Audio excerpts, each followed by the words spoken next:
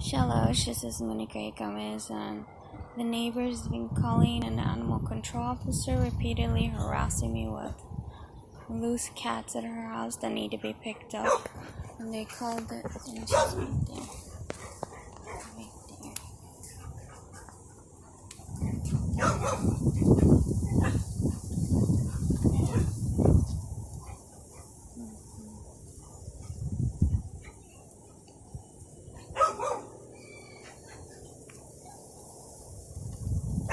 They're picking up cats over there that are feral, running around, but she's saying that I'm throwing them at her.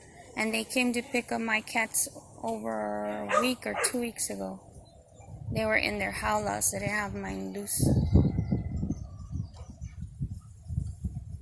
She caught him right now.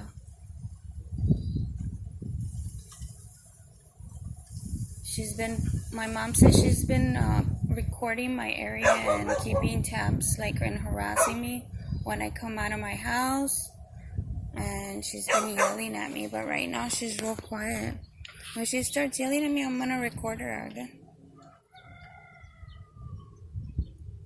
Thank you, AWOMEN. If it isn't.